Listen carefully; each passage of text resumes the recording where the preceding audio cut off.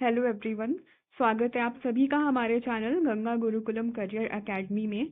आज के सेशन में हम यूपी ट्रिपल एस सी पेट का टेस्ट सॉल्व करने वाले हैं। जैसा कि हम सभी जानते हैं कि हमारी पेट की परीक्षा 6 और 7 सितंबर को संभावित है और आशा करती हूँ कि आपकी प्रिपरेशन भी काफ़ी अच्छी चल रही होगी पेट एग्जाम से रिलेटेड। देखिए, पढ़ाई तो इम्पोर्टेंट है ही, लेकिन पढ़ाई के साथ साथ आपका टेस्ट लगाना, क्वेश्चंस प्रैक्टिस करना भी उतना ही इम्पोर्टेंट है ना। टेस्ट लगाने से क्या होता है, आपको आइडिया मिलता है कि आप किस किस जगह पे लैग कर रहे हो, कौन से टॉपिक आपके वीक हैं। और जो जो गलतियाँ आपकी टेस्ट वगैरह में हो जाती है ना, वो गलतियाँ आपकी रिपीट नहीं होती है एग्जामिनेशन में। जैसे कि OMR में गलती कर देना, बबल फिल करने में गलती करना और क्वेश्चन सही से पढ़ना नहीं। तो ये सारी गलतियों को आप एकदम मिनिमाइज कर सकते हो। फिर बाद में बहुत रिग्रेट होता है अगर आप मतलब छोटी मोटी जो गलतियाँ होती हैं उससे रिलेटेड, है ना। तो उसी से रिलेटेड हमारा ये इनिशिएटिव है। आप हमारा टेलीग्राम चैनल भी ज्वाइन कर सकते हो। यहाँ पे आपको टोटल 10 टेस्ट मिलने वाले हैं पेट से रिलेटेड। वहाँ पे आप लाइव टेस्ट अटेंड करके और ये यूट्यूब वीडियोस को रेफर करके सोल्यूशन देख सकते हो, है ना। और अगर आपको वैसे टेस्ट अटेम्प्ट नहीं भी करने तो आपका ये यूट्यूब का वीडियो भी इनफ है, यहीं से आप क्वेश्चन देखो और प्रैक्टिस कर लो। ओके, आगे चल के मैं बताती हूँ कि आप इस टेस्ट को अच्छे से यूटिलाइज कैसे कर सकते हो। ओके, तो ये जो पेज है हमारा, अ, जो आपके एग्जामिनेशन पेपर का पहला पेज होता है, वही सारी बेसिक इंस्ट्रक्शंस लिखे हुए हैं कि आपको कैलकुलेटर वगैरह यूज़ नहीं करना है एंड ऑल सारी चीज़ें। ओके, तो आप इस टेस्ट को सॉल्व कैसे करोगे, जैसे मैं क्वेश्चन पढ़ रही हूँगी ना, तो आप वीडियो को स्टॉप करके आप अपना पहले अपना आंसर देना और फिर मैच करना कि आपका आंसर सही है या नहीं, है ना। पहला क्वेश्चन है हमारा, राष्ट्रीय अभियान बाल विवाह मुक्त भारत को हाल ही में किस केंद्रीय मंत्री ने लॉन्च किया। ये क्वेश्चन इंपॉर्टेंट क्यों हो जाता है, बिकॉज नेशनल लेवल पे कोई टारगेट अगर हम ले रहे हैं स्टेट लेवल पे और नेशनल लेवल पे, तो टारगेट ईयर आपके लिए इंपॉर्टेंट होता है, पहली बात। दूसरी बात, बहुत ही इंपॉर्टेंट कैंपेन था ये हमारा, बाल विवाह मुक्त भारत कब लॉन्च किया गया था। 27 नवंबर 2024 को ये कैंपेन हमारा लॉन्च किया गया था। हम थोड़ा गेस भी कर सकते हो, चाइल्ड की बात हो रही है ना, बाल विवाह की बात हो रही है, तो कौन से मंत्रालय के अंदर ये आएगा, obviously ministry of women and child development के अंदर। और इनकी मिनिस्टर कौन है, करेक्ट आंसर होगा ऑप्शन सी, अन्नपूर्णा देवी जी। अन्नपूर्णा देवी जी के द्वारा इस कैंपेन को लॉन्च किया गया था। इनका गोल क्या है कि हम चाइल्ड मैरिज को रिड्यूस कर सके 5% तक बाई 2029 और 2030 तक चाइल्ड मैरिज फ्री भारत बना सके, ठीक है।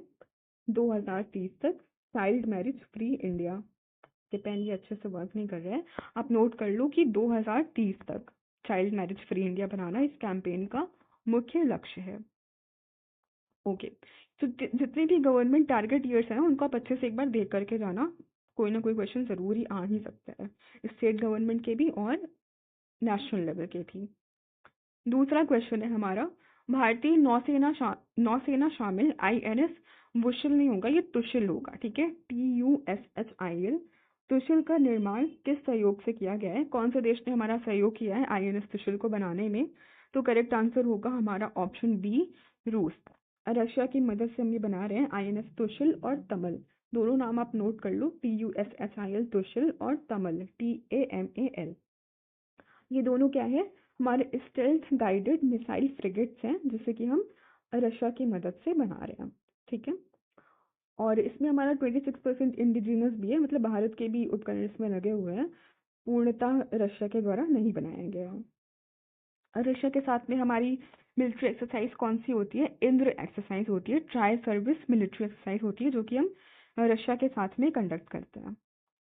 अच्छा देखिए, आपका ये वेपन्स वगैरह, वेपन्स वाला जो ये सेक्शन है, ये भी आपका काफ़ी इम्पोर्टेंट हो गया है। बिकॉज क्यों, क्योंकि हमारे ऑपरेशन सिंदूर हुआ था, ऑपरेशन सिंदूर के पास से आपके जितने भी डिफेंस वेपन वगैरह यूज़ हुए हमारे बीट ऑपरेशन में, और ऐसे भी जितने भी सारे वेपन्स हैं आपके लिए काफ़ी इंपॉर्टेंट है। तो सारे ये वेपन्स वगैरह भी आप देख करके जाइएगा। ऑपरेशन सिंदूर में जैसे हमारा क्या यूज़ हुआ था, S-400 यूज़ हुआ था, कामेकाजे ड्रोन्स यूज हुए थे, हार्पी ड्रोन्स यूज हुए थे, इन सब के बारे में आप थोड़ा थोड़ा डिटेल लेकर के जाना।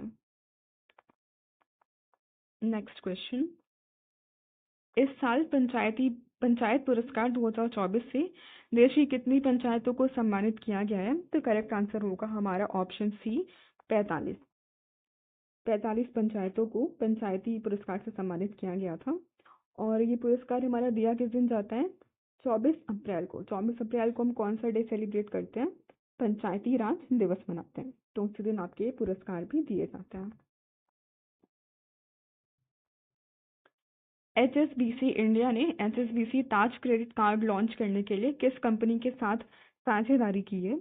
करेक्ट आंसर होगा हमारा option B, Indian hotel company. ठीक है, 1 वर्ड टाइप क्वेश्चन है।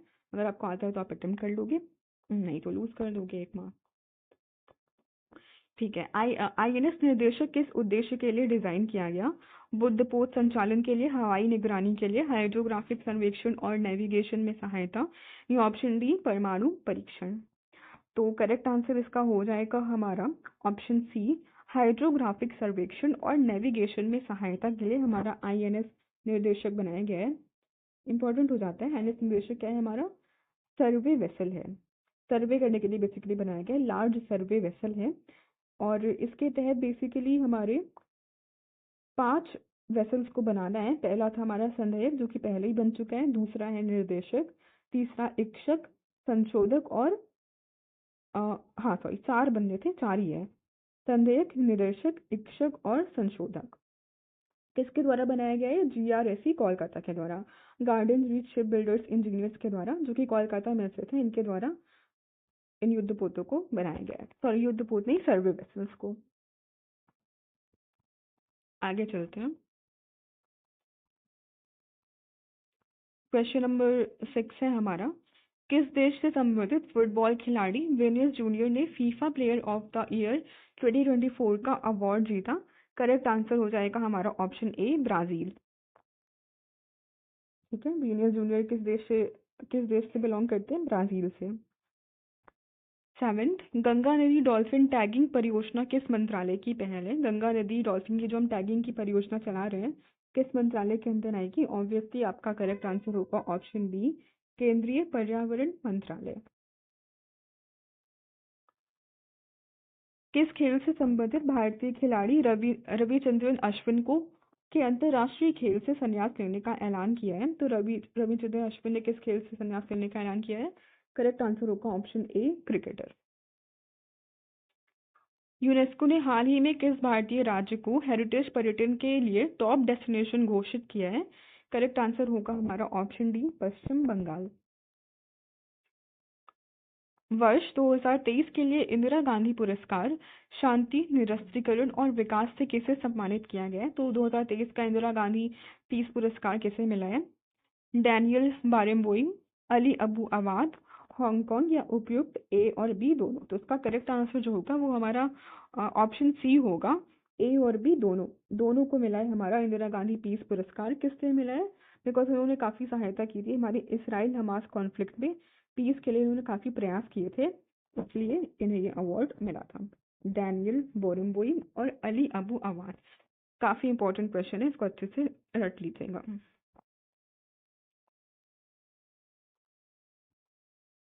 निम्नलिखित में से किस बौद्ध स्थल पर महिलाओं को पहली बार संघ में नियुक्त किया गया था? तो पहली बार महिलाओं को बौद्ध संघ में किसने सजेशन दिया था कि आप महिलाओं को भी इंक्लूड करिए बौद्ध संघ में? तो वो थे आनंद। आनंद के सुझाव पर महात्मा बुद्ध ने परमिशन दी थी कि आप महिलाएं भी इसमें ज्वाइन हो सकती हैं। किस स्थान पर? ऑप्शन बी होगा हमारा करेक्ट आंसर, वैशाली। और पहली महिला कौन थी जिन्होंने ये संघ ज्वाइन किया था? तो इसका आंसर होगा हमारा गौतमी पुत्र, नहीं, महाप्रजापति गौतमी। ठीक। दूसरा क्वेश्चन है हमारा, किस मौर्यकालीन शासक ने सबसे पहले धम्म महामात्र के पद को स्थापित किया था? तो इसका करेक्ट आंसर होगा हमारा ऑप्शन डी, अशोक। अशोक ने धम्म महामात्र के पद को स्थापित किया था। इनका काम क्या था? धम्म की पॉलिसी को हर जगह प्रचार और उसका प्रसार करना। धम्म महामात्र। तो अशोक ने धम्म महामात्र के पद को स्थापित किया था, इसकी जानकारी हमें कहाँ से मिलती है? 7th मेजर पिलर एडिक्ट, जो कि दिल्ली टोपरा पिलर भी हम इसे कहते हैं, वहां पे इसका उल्लेख किया गया है। और अशोक ने इसे कब स्थापित किया था? अपने 14th years of Ashoka rain. ठीक है, 14वें साल, उनके कोरोनेशन के 14वें साल में उन्होंने इस पद को स्थापित किया था। राजा हर्षवर्धन, जिन्होंने लगभग 606 से 647 ईस्वी तक शासन किया, उनकी राजधानी निम्नलिखित में से किस स्थान पर थी? उनकी राजधानी क्या थी? करेक्ट आंसर होगा ऑप्शन सी, कान्यकुब्ज, जिसे अभी हम प्रेजेंटली किस नाम से जानते हैं? कन्नौज के नाम से। देवगढ़ में स्थित गुप्त काल का दशावतार मंदिर, जो भगवान विष्णु को समर्पित है, अपनी वास्तुकला की शैली के कारण उत्तर भारत में सबसे प्राचीन मंदिर है। तो उसकी शैली पूछी गई है कि किस शैली में बना था देवगढ़ मंदिर हमारा। तो करेक्ट आंसर होगा ऑप्शन डी, पंचायतन मंदिर। पंचायतन शैली में बना था। पंचायतन का मतलब क्या होता है? को पंच का मतलब होता है 5 और आयतन का मतलब होता है निवास या तीर्थ। इसमें एक मुख्य मंदिर होता है जो कि बीच में होता है, एक मुख्य मंदिर, और 4 कोनों में 4 छोटे सहायक मंदिर होते हैं। उन्हीं को हम क्या कहते हैं? पंचायतन मंदिर कहते हैं, मतलब पंचायतन शैली में बना मंदिर कहते हैं। और देवगढ़ में स्थित हमारा गुप्त काल का दशावतार मंदिर जो है उसी का एक एग्जाम्पल है। आगे चलते हैं। भारत में स्थित किस हड़प्पा स्थल में हाकरा मृद भांड के भंडार शामिल हैं, जो सिंधु घाटी सभ्यता के शुरुआती चरणों से पहले की बसावट की विशेषता है? क्वेश्चन समझ लिया आपने। इसका करेक्ट आंसर होगा हमारा ऑप्शन ए, राखी गढ़ी। राखी गढ़ी। 1856 में लॉर्ड डलहौजी के अधीन अवध पर कब्जा करने के फलस्वरूप कौन सी घटना हुई थी? इंडियन नेशनल कांग्रेस का गठन हुआ था, ईस्ट इंडिया कंपनी का विघटन हुआ, वर्सॉय की संधि पर हस्ताक्षर हुए, ब्रिटिश शासन के विरुद्ध 1857 का विद्रोह हुआ। तो अवध पर कब्जा करने के मतलब जैसे ही अवध पर कब्जा हुआ उसके बाद कौन सी घटना घटी थी, ये आपको बताना है। इंडियन नेशनल कांग्रेस का गठन कब हुआ था? 1885 में हुआ, तो ये ऑप्शन तो कट गया हमारा। ईस्ट इंडिया कंपनी का विघटन कब हुआ था? 1857 के विद्रोह के बाद हुआ था, कंप्लीट विघटन हो गया था ईस्ट इंडिया कंपनी का। वर्सॉय की संधि भी साइन नहीं हुई थी। तो करेक्ट आंसर क्या होगा हमारा? ऑप्शन डी होगा, ब्रिटिश शासन के विरुद्ध 1857 का विद्रोह हुआ था इस घटना के तुरंत बाद। निम्नलिखित मराठा प्रमुखों का उनके क्षेत्रों से संबंध से मिलान करके। ठीक है। मराठा में टोटल 5 कॉन्फेडरेसी थी, सिंधिया, होलकर, गायकवाड़, भोसले और पेशवास। पेशवास हमारे पुणे से रूल करते थे, और ये बाकी 4 जो दिए गए हैं उनका आपको मैच करना है। ठीक है, बताइए, वीडियो पॉज करिए और इसका आंसर बताइए। सिंधिया हमारे कहाँ से रूल करते थे? सिंधिया हमारे बड़ौदा से रूल करते थे। सॉरी, सिंधिया हमारे उज्जैन से रूल करते थे। होलकर हमारे इंदौर से रूल करते थे, गायकवाड़ बड़ौदा से, और भोसले हमारे नागपुर से। ठीक है। अब का ये होलकर वाला थोड़ा ज़्यादा इंपॉर्टेंट हो जाता है, बिकॉज रिसेंटली अभी अहिल्याबाई होलकर की 300 बर्थ एनिवर्सरी थी, है ना। ओके, पेन थोड़ा दाब सा है, तो ऐसे नोट कर लो कि 300 बर्थ एनिवर्सरी थी अहिल्याबाई होलकर की। तो आपका ये होलकर वाला आप अच्छे से पढ़ करके जाना। कोलकाता स्थित फोर्ट विलियम कॉलेज की स्थापना वर्ष 1800 में किसके द्वारा की गई थी? तो जो फोर्ट विलियम था हमारा, उसकी स्थापना किसके द्वारा की गई थी? इसका करेक्ट आंसर होगा हमारा ऑप्शन बी, रिचर्ड वेलेस्ली। ठीक है। 1800 में स्थापित हुआ था और 1802 में बंद भी हो गया था। 1802 में 1802 में इसको बंद भी कर दिया गया था। चित्तरंजन दास और मोतीलाल नेहरू ने परिषद राजनीति में वापसी कर बहस करने के लिए कांग्रेस के भीतर निम्नलिखित में से किस राजनीतिक दल का गठन किया था? चित्तरंजन दास और मोतीलाल नेहरू जी ने। इसका करेक्ट आंसर क्या होगा हमारा? ऑप्शन बी होगा, Swaraj party. Non cooperation movement हमारा जब खत्म हो गया था चौरी चौरा इंसिडेंट के बाद से, उसके बाद ही हमारी ये स्वराज पार्टी का गठन हुआ था 1 जनवरी 1923 में। इसकी डेट भी इंपॉर्टेंट है, 1 जनवरी 1923। और किसके द्वारा स्थापित की गई थी? चित्तरंजन दास और मोतीलाल नेहरू जी के द्वारा। किस लिए? ताकि परिषद राजनीति में वापसी कर सके। भारतीय राष्ट्रीय आंदोलन की निम्नलिखित घटनाओं को उनके घटित होने के वर्ष से मिलाएं। ठीक है, घटनाओं को आपको उनके वर्ष से मैच करना है। बारडोली में किसान आंदोलन, महात्मा गांधी ने नोआखोली की यात्रा की, गांधी जी ने लंगोटी पहनना शुरू किया, अहमदाबाद में मिल मजदूरों की हड़ताल।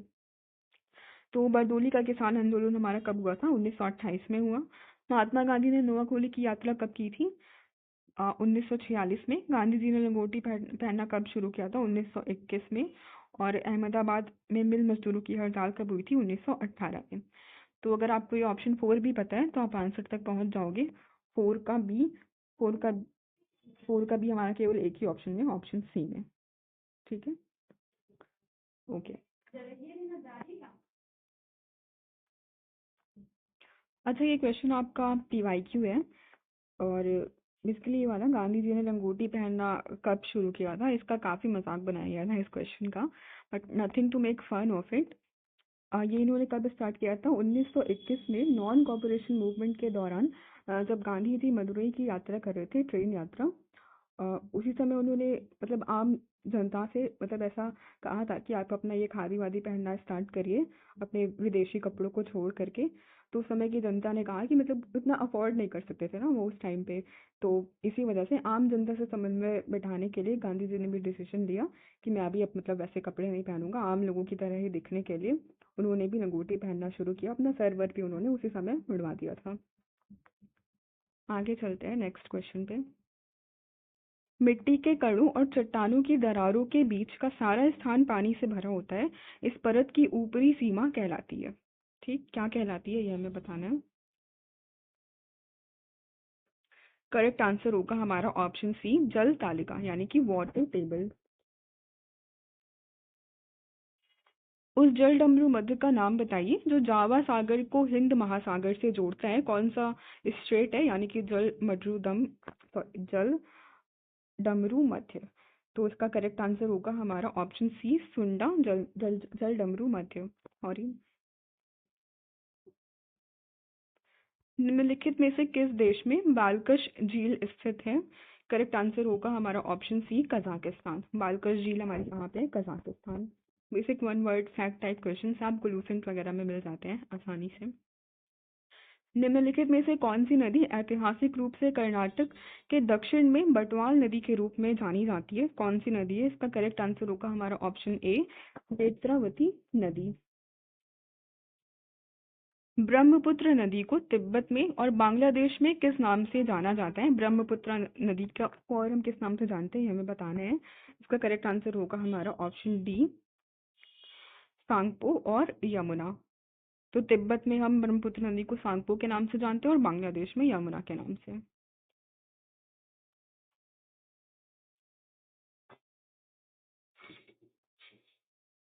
यमुना नहीं होगा, एक्चुअली जमुना होगा। ठीक है, जमुना के नाम से जानते हैं। बांग्लादेश में जमुना और तिब्बत में सांगपो के नाम से। पांचवी योजना का अंतिम मसौदा तेल की कीमतों में बढ़ोतरी और गेहूं में थोक व्यापार और सरकारी नियंत्रण की विफलता के कारण बढ़ती मुद्रास्फीति से उत्पन्न आर्थिक संकट की पृष्ठभूमि में लॉन्च किया गया था। पांचवी योजना मतलब किसके द्वारा लॉन्च किया गया था? इसका करेक्ट आंसर होगा हमारा ऑप्शन बी, डीपी धर।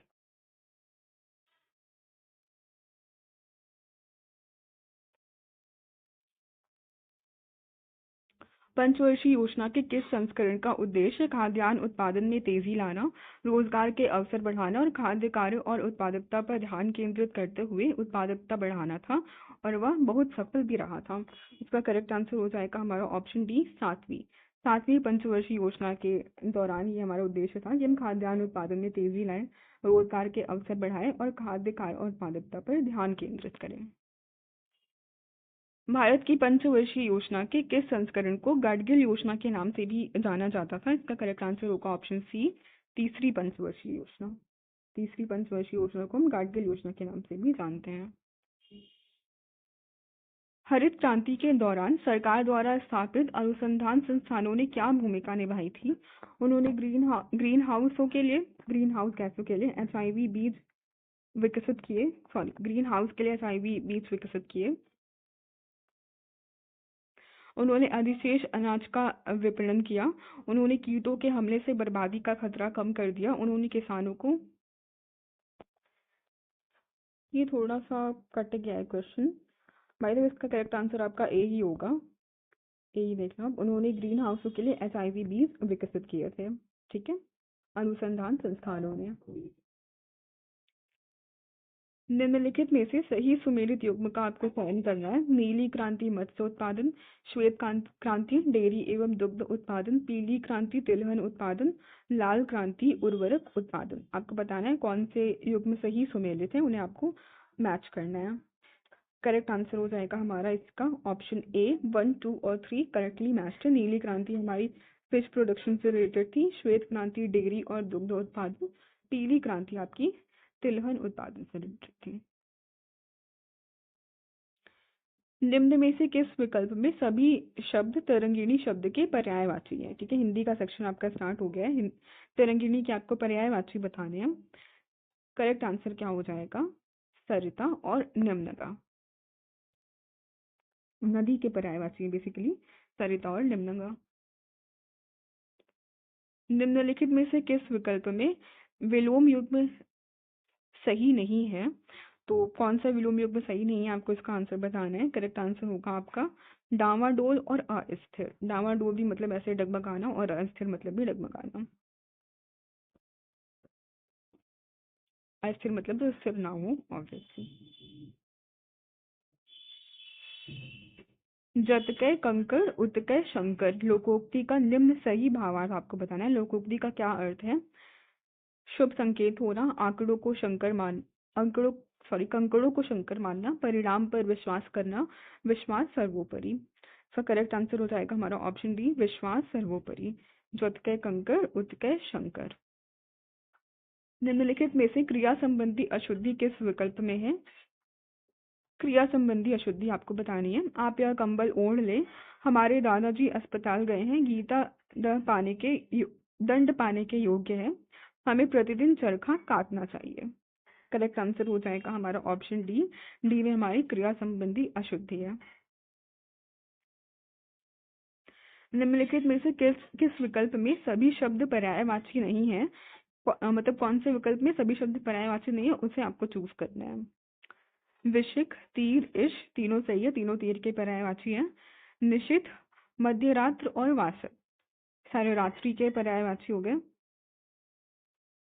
नहीं नहीं, निशी, मध्य रात्र और वासर यही होगा आपका करेक्ट आंसर। ये सभी पर्यायवाची नहीं है। कैवल्य, निर्वाण और अपवर्ग सारे पर्यायवाची हैं। अश्म, प्रस्तर, शिला सब पत्थर के पर्यायवाची हैं। करेक्ट। निम्नलिखित में से किस उपकरण का उपयोग भूमिगत जल दबाव को मापने और जल गुणवत्ता परीक्षण के लिए पानी का नमूना लेने के लिए किया जाता है? ठीक है, किस उपकरण का हम उपयोग करते हैं भूमिगत जल दबाव को मापने के लिए और जल गुणवत्ता परीक्षण के लिए पानी का नमूना लेने के लिए? करेक्ट आंसर हो जाएगा आपका option B, piezometer.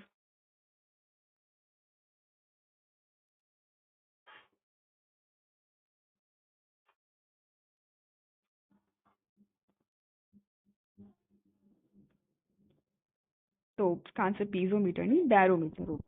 Barometer barometer होगा इसका करेक्ट आंसर। तो टाइपिंग मिस्टेक है इसमें काफी काफी नहीं, थोड़े बहुत टाइपिंग मिस्टेक है, इतना थोड़ा आप एडजस्ट कर सकते हो। वॉशिंग मशीन का कार्य सिद्धांत क्या है? तो वॉशिंग मशीन का कार्य सिद्धांत है हमारा अपकेंद्रीकरण। सी होगा करेक्ट आंसर। एल्यूमिनियम की मीटो ऑक्साइड परत बनाने की एक प्रक्रिया है। एल्यूमिनियम की मोटी ऑक्साइड परत बनाने की प्रक्रिया। करेक्ट आंसर होगा ऑप्शन ए, एनोडाइजिंग। प्रोटीन का पाचन मुख्यतः कहाँ होता है? प्रोटीन का पाचन मुख्यतः हमारा छोटी आंत में होता है। सी होगा इसका करेक्ट आंसर। मेंडल ने अपने आनुवंशिक प्रयोग किस पौधे पर किए थे? तो सबको पता है इसका करेक्ट आंसर ए होगा, मटर। मटर पे किए थे मेंडल ने अपने आनुवंशिक प्रयोग। अच्छा, ठीक है, यहाँ से अब आपका 41 से 69 तक बेसिकली आपका डीआई मैथ्स और रीजनिंग के क्वेश्चंस हैं। इसके लिए आपके लिए अलग से सेशन लाया जाएगा। बेसिकली आपको पूरा अच्छे तरीके से सॉल्व करना सिखाया जाएगा, शॉर्ट ट्रिक बताई जाएगी, तो आप वो सेशन जरूर देखिएगा। ठीक है, डीआई रीजनिंग और मैथ्स के लिए अलग से सेशन। हम चलते हैं हमारे 70th क्वेश्चन पे।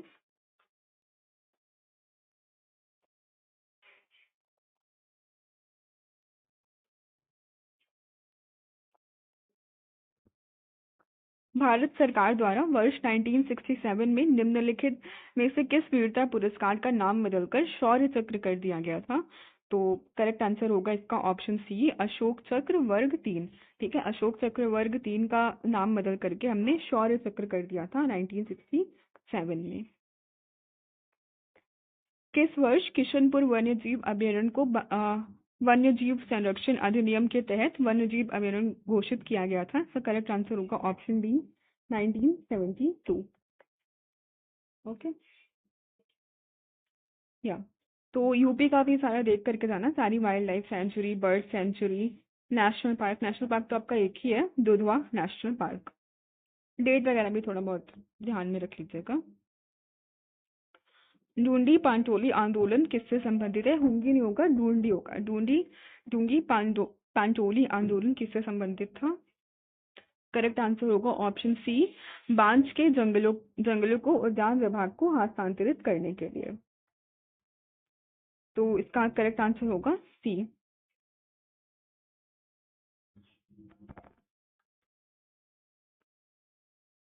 पेरुंगदाई कोंगू वेलेर द्वारा लिखित महाकाव्य कृति है, यह भारत के निम्नलिखित में से किस साहित्य से संबंधित है?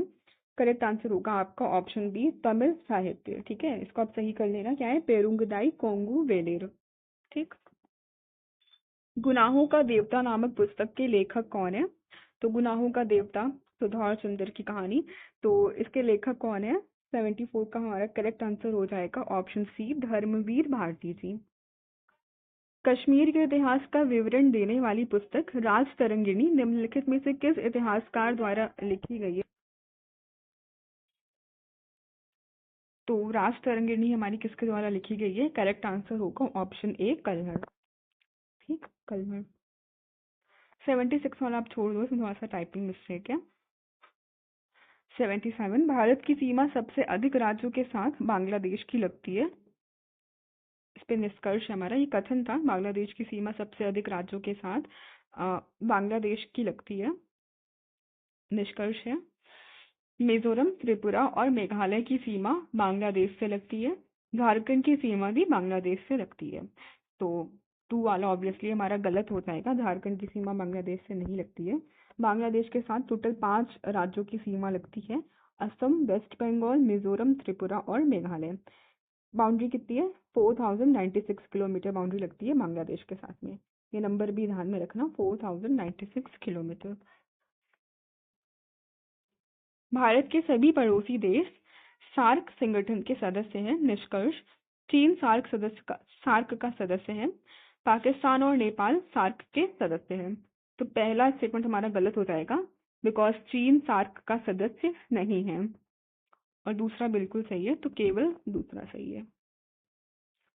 सार्क का फुल फॉर्म क्या है हमारा? South Asian Association of for Regional Cooperation. ठीक है, फुल फॉर्म पे ध्यान में रखना।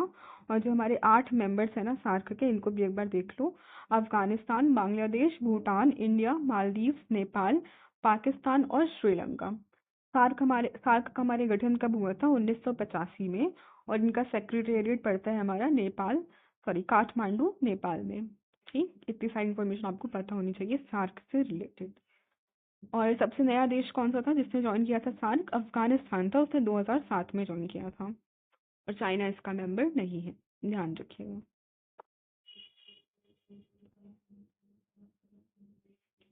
राज्यसभा के स्थायी स्वरूप का क्या अर्थ है? मतलब हम कहते हैं ना राज्यसभा परमानेंट असेंबली है हमारी, तो इसका मतलब क्या होता है? यह कभी भंग नहीं होती, केवल सदस्य हर 2 साल में रिटायर होते हैं, इसे राष्ट्रपति कभी भी भंग कर सकता है।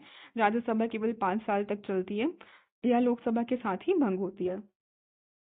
तो इसका करेक्ट आंसर क्या हो जाएगा? हमारा ऑप्शन ए होगा, यह कभी भी भंग नहीं होती है, केवल इसके 1/3 सदस्य हर 2 साल में रिटायर होते रहते हैं।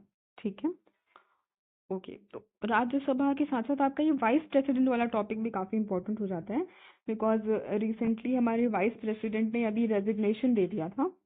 जगदीप धनखड़ जी ने अभी इस्तीफा दिया था ना, तो इसलिए आपका ये वाइस प्रेसिडेंट वाला आर्टिकल्स वगैरह काफ़ी इंपॉर्टेंट हो जाता है।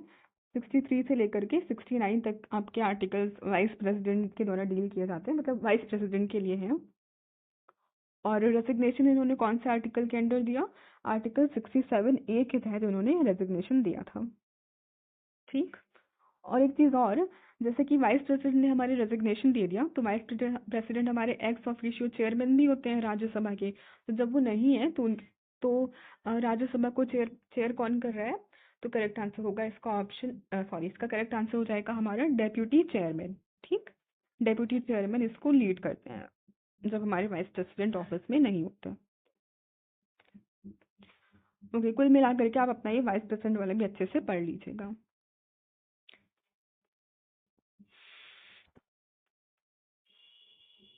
यदि भारत के कुल 15,106 किलोमीटर स्थल सीमा से लगभग 27% सीमा बांग्लादेश से मिलती है, तो बांग्लादेश की सीमा की लंबाई लगभग कितनी होगी?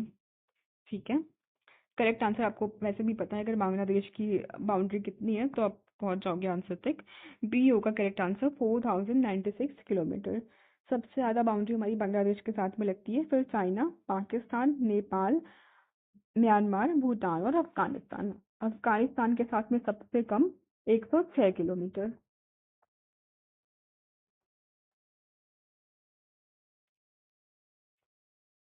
ठीक है, आपका ये हिंदी का सेक्शन स्टार्ट हो गया है। निम्नलिखित गद्यांश को पढ़कर पूछे गए प्रश्नों के उत्तर आपको देने हैं। आप ये वीडियो पॉज करके पूरा देखो। गद्यांश सॉल्व करने का सबसे अच्छा तरीका क्या है कि आप बिना क्वेश्चन पढ़े, बिना कुछ भी किए, सबसे पहले आप अपना पूरा गद्यांश पढ़िए। ठीक है, एकदम ध्यानपूर्वक अपना गद्यांश पढ़िए। मतलब समझने की कोशिश करिए कि ये क्या क्या रहा है, उसके बाद आप क्वेश्चन पे जाइए, फिर काफ़ी आसानी हो जाती है ना। तो आप ये वीडियो पॉज करके या फिर आप अपना टेलीग्राम चैनल ज्वाइन कर लीजिए, वहाँ से पीडीएफ डाउनलोड करके गद्यांश पूरा पढ़ लीजिएगा, उसके बाद से सॉल्व कर लीजिए। मैं आपको करेक्ट आंसर बता देती हूँ। 81 का आपका करेक्ट आंसर होगा ऑप्शन सी, आत्मनिर्भरता और आत्मबल सर्वांगीण सफलता प्राप्ति का महामंत्र लेखक के अनुसार क्या है? आत्मनिर्भरता और आत्मबल।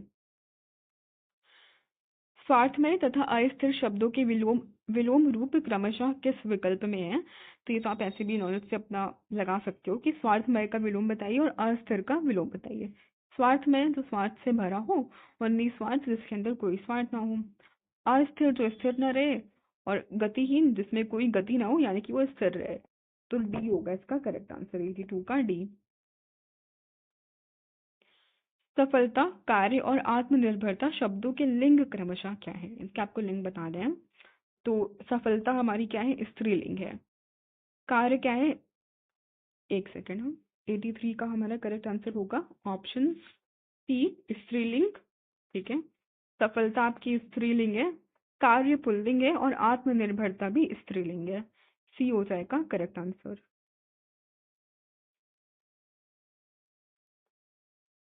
आत्मनिर्भरता होनी चाहिए, है ना, ऐसे कहते हैं। आत्मनिर्भरता स्त्रीलिंग के तौर पे प्रयोग की जाती है। कार्य करना चाहिए, पुल्लिंग होता है। सफलता मिलती है, स्त्रीलिंग होती है। जीवन की सफलता की पहली सीढ़ी कौन सी है? इसका करेक्ट आंसर हो जाएगा आपका ऑप्शन ए, आत्मनिर्भर बनना। आत्मनिर्भर बनना जीवन की सफलता की पहली सीढ़ी।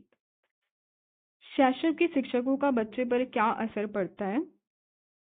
करेक्ट आंसर होगा इसका ऑप्शन बी, शिक्षकों के चरित्र के गुण दोष सहज ही बच्चे में आ जाते हैं।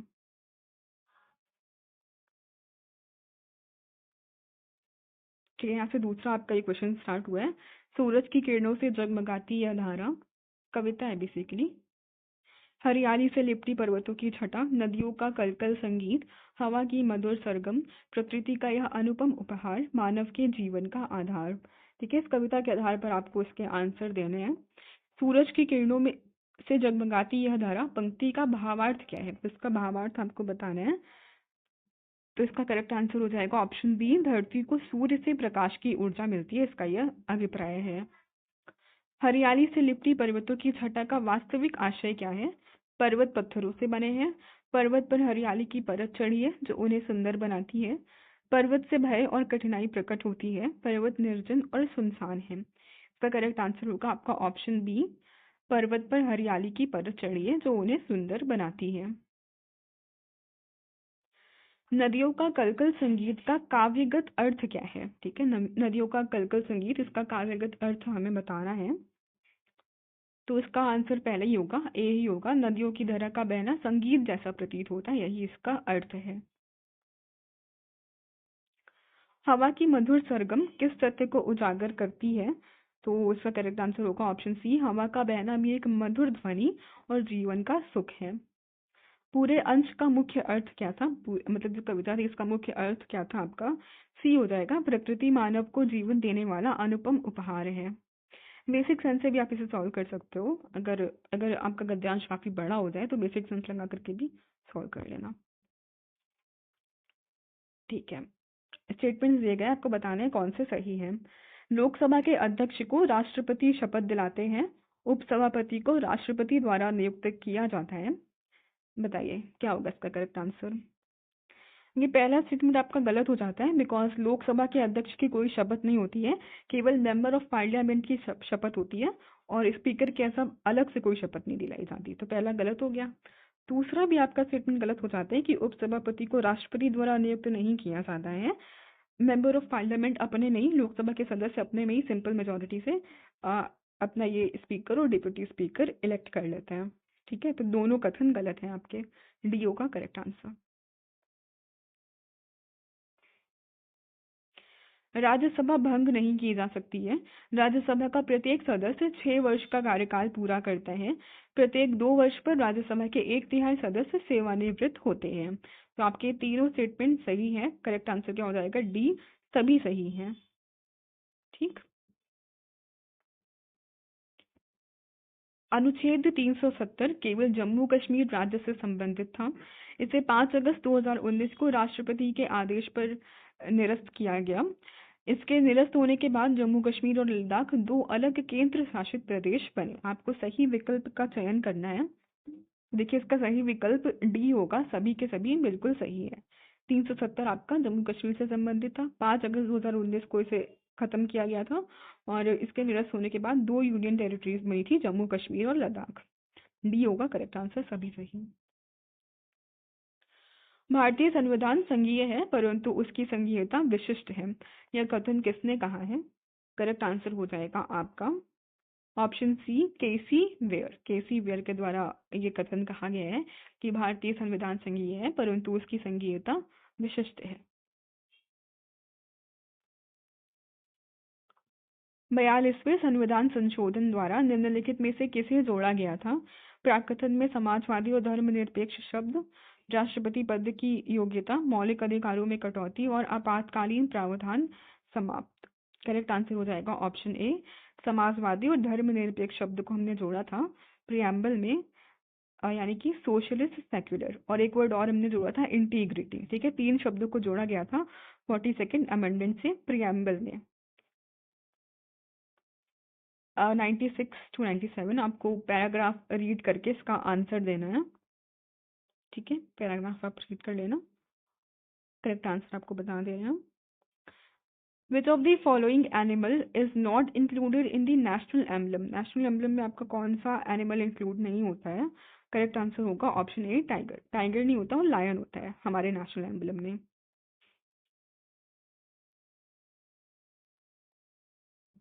ठीक है, आगे चलते हैं 97 पे। What is in the center of the national emblem? National emblem के सेंटर में कौन सा जानवर होता है आपका? करेक्ट, सॉरी, कौन सा चीज होती है? तो करेक्ट आंसर होगा आपका ऑप्शन बी, धर्म चक्र। ठीक है, सेंटर में धर्म चक्र होता है आपका।